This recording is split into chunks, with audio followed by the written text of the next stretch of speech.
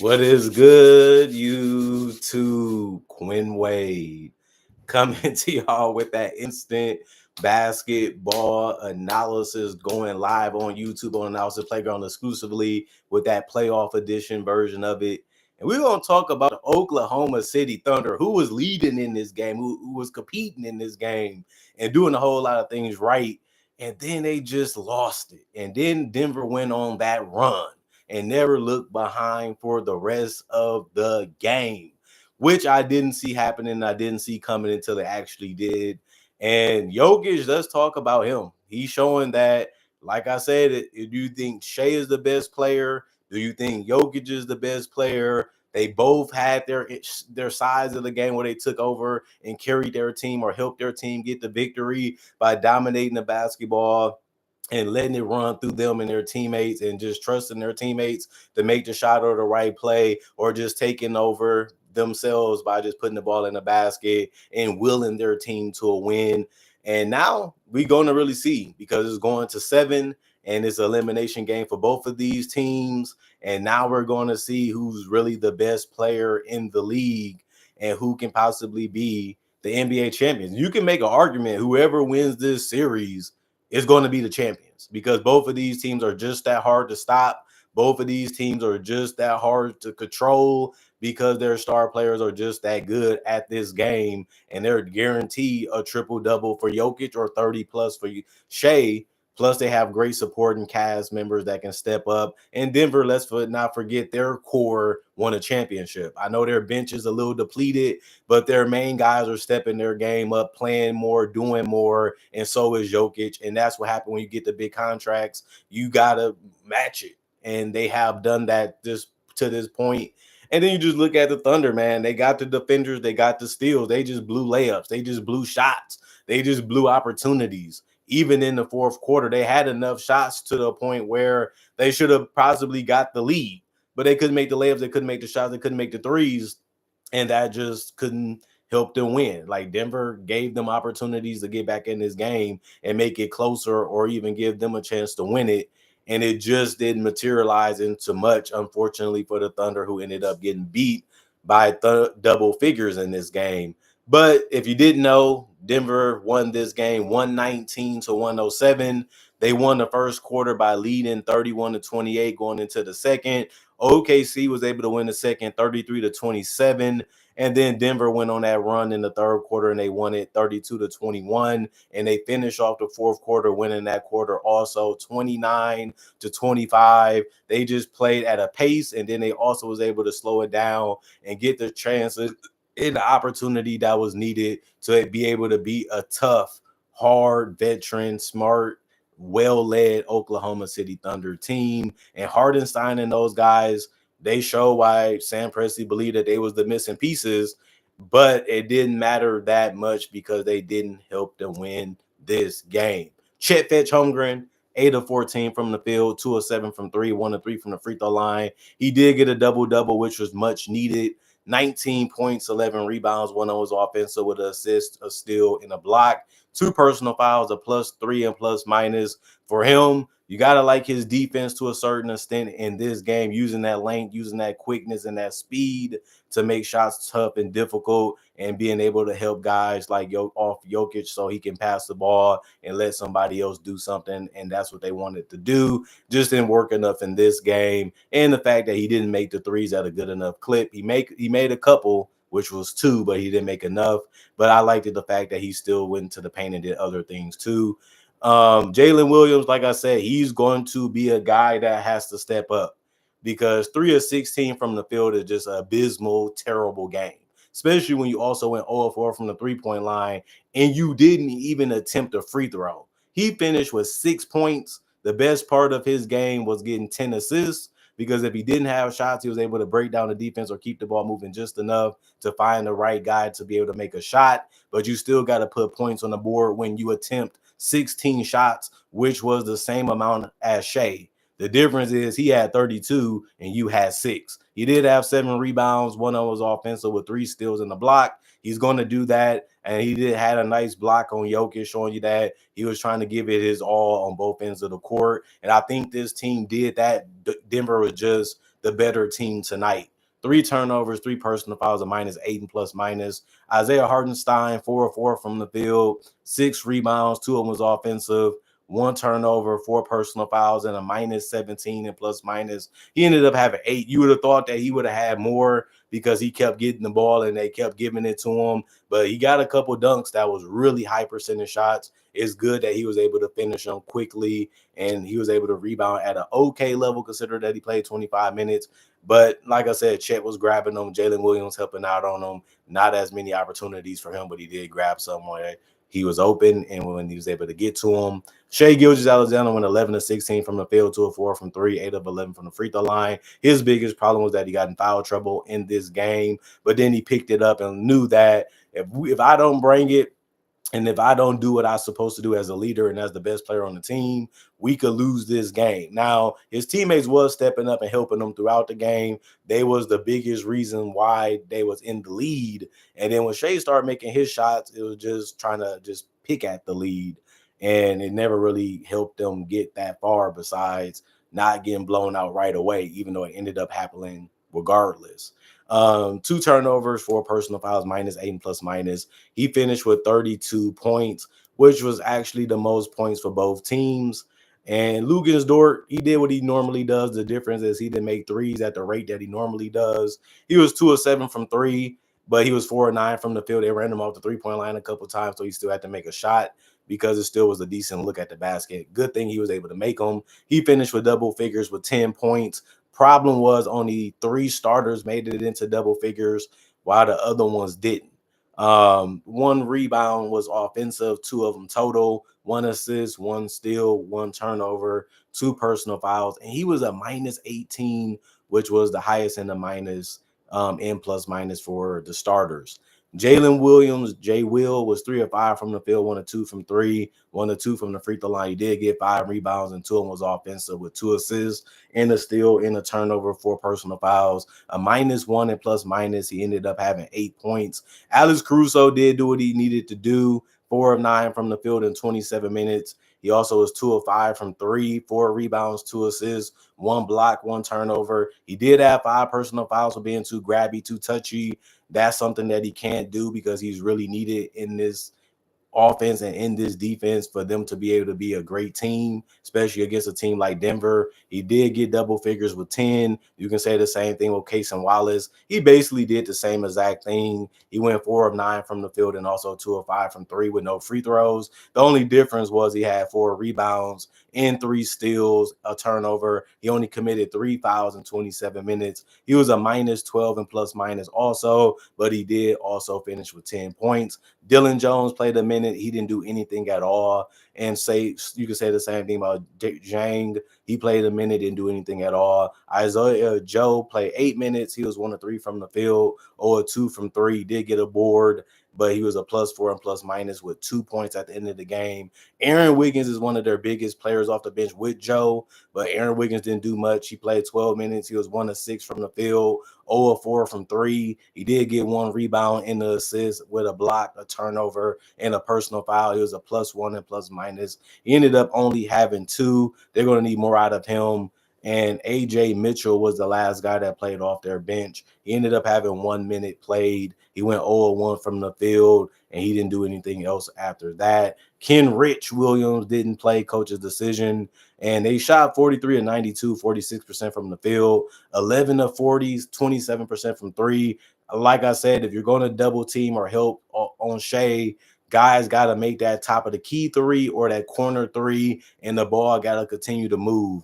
If not, you got to be able to score in isolation or make a quick decision, whether that score pass off the basketball after you try to penetrate the paint. And if you can't do that, you can at least try to get to the free throw line. Shai did that perfectly. I always say the problem not going to be Shai, is going to be the other guys. Can they make the right play? Can they make the right read consistently throughout the whole 4 quarters? If not, it's going to be some trouble for OKC to win games, because they also went 10 of 16, 62% from the free throw line. They did get 40 rebounds. They did get 25 assists. They also had 11 steals which kept them in the game throughout it. But sometimes they didn't even get a bucket out of it, which was one of the big reasons why they couldn't win this game. Also, they also had 4 blocks, 11 turnovers, and 28 personal fouls, which is way too many if you're trying to win, especially against a team that can shoot free throws and can make threes, which the Denver Nuggets did. They gave up way too many opportunities and chances, even on the offensive glass, where Denver was able to out-rebound them by 12. And that was a big problem for the Thunder also. But Aaron Gordon didn't do anything. He was 2 of 7 from the field in 38 minutes. He was 1 of 4 from 3. He didn't even get a free throw attempt. He had 7 rebounds, 2 of them was offensive with 7 assists and a steal, a turnover. He was a plus 17 and plus minus, but that was his game. Of course, he did some other things besides score, and I think that that's something that we know he can do, but they needed his scoring too, and we'll see if he's going to be able to do that a little bit better in Game 7. Michael Porter Jr. had a better game, but not a great one. 4 of 9 from the field, 2 of 5 from 3, 4 rebounds, 1 steal, 1 block, 1 turnover, 1 personal foul. He was a plus 5 and plus minus. He ended up just having 10 points, and that was it. Nikola Jokic dominated for the most part when it comes to being a master class of understanding how to play the game the right way and how to value possessions and getting the maximum out of possessions too. 41 minutes played,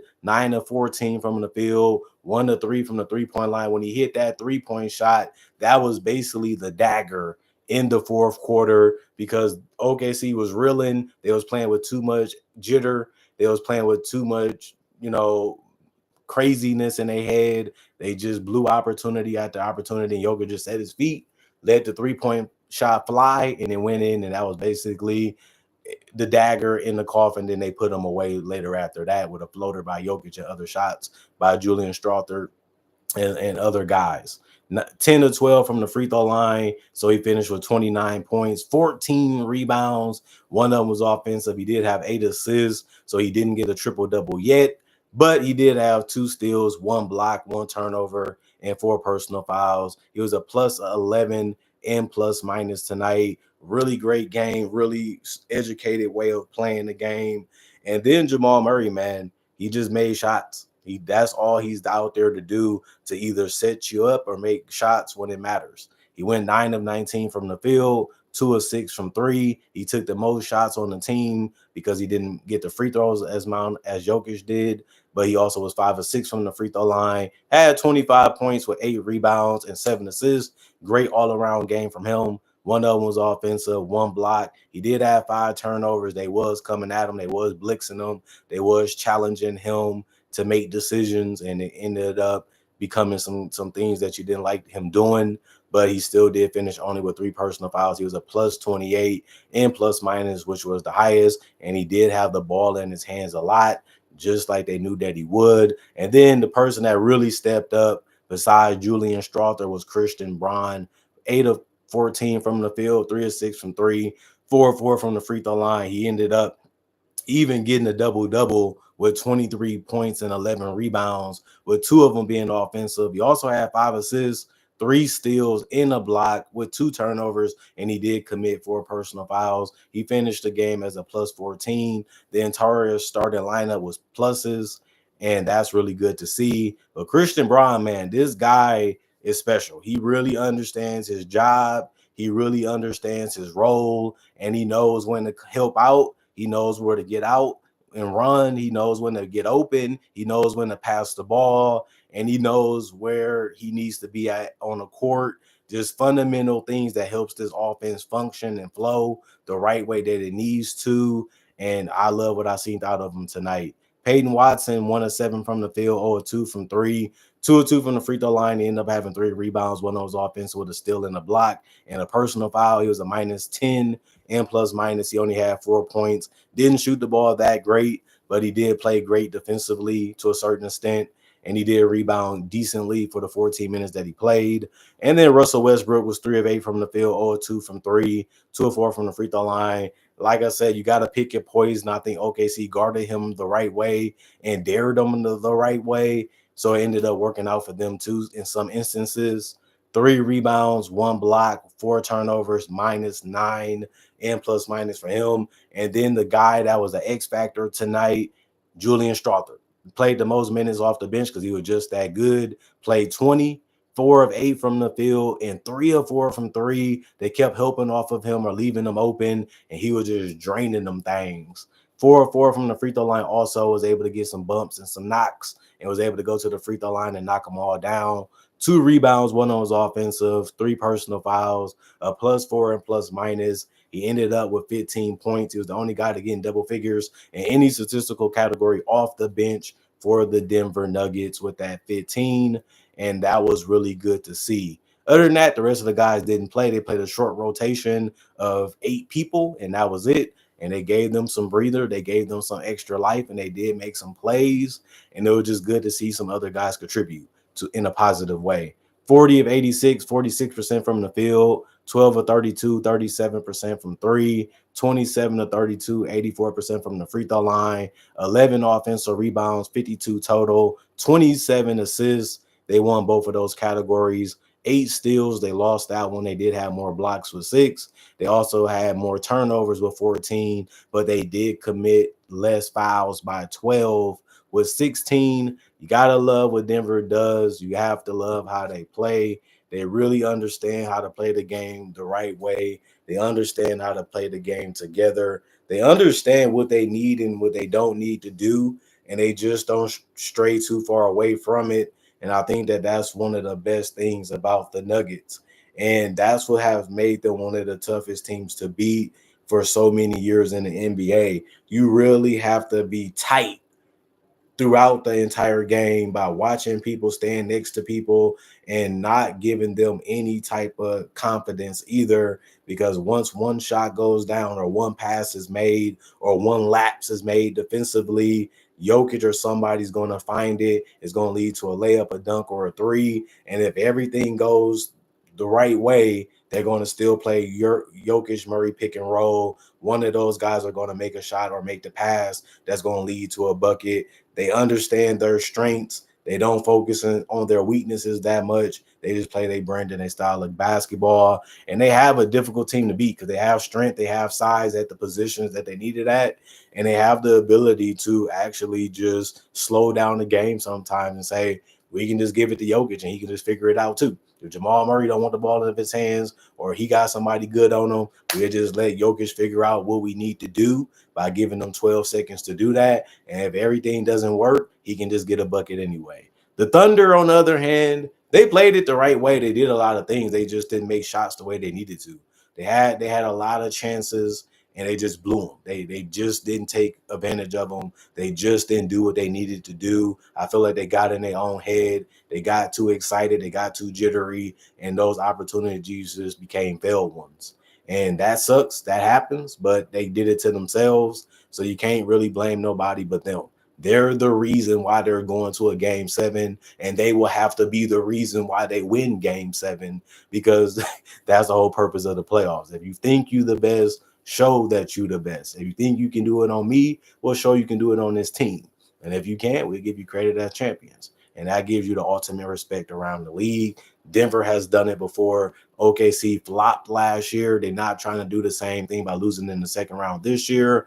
Now they have a chance to lose again, but they also have a chance to figure it out and win at home in Oklahoma in advance to possibly beat the Timberwolves and get to their first NBA Finals since 2012. 13 season where they also lost a championship to the Miami Heat, and they haven't won one in Oklahoma yet, but they still believe that they can. And if they still believe it, they got to fight for it. They got to do whatever it takes on the court and through the rules to get it done. And at the end of the day, it's going to be fun to see if they can or they can't, because great basketball deserves to be watched because it's the best form of entertainment that we have, in my personal opinion. Other than that, comment, like, subscribe, share, hit the notification bell for more analysis. And if you're new to the channel, I do conversation videos just like this and various NBA only topics. Also do breakdowns with real footage of legends, current legends, rookies, and also future stars. Also do mock draft and draft coverage in general. So you love that type of stuff. I already have over 3,000 plus videos on my channel that you can watch and you can enjoy and you will love if you're a basketball fan, especially NBA. Other than that, I also upload every single day that I'm living, so you always got something to watch, something to entertain you when it comes to basketball. And that's just so much that you get from this channel alone. You should want to be a fan and a part of it for that reason. Other than that, thank y'all for watching. Thank y'all for supporting. Thank y'all for appreciating the content for what it is. Let's continue to try to make 2025 a better year than 2015. Nothing wrong with challenging yourself and pushing yourself to do better and do better. And that's what I do on this channel. And I can just encourage y'all that it's fun, so fun that you should do it yourself. Not only that, continue to set your goals, continue to try to meet them, continue to have something fun to look forward to, have some fun, get some rest, and do some things that get your mind off the bullcrap the world can do. And if you do get some of that, just find some positive things to do before that day or that next day is over to get yourself right back where you need to be mentally to continue to tackle the day and knock it out. Weekend Warriors is almost back here, but if you're a grinder, Monday through Friday is almost up. We almost back to Friday. It's going to be a fun time like we did today with more analysis. Hopefully tomorrow, if I'm blessed to see it. Other than that, see y'all again, hopefully. Other than that, I would say stay blessed up. Peace. And I'm going for now.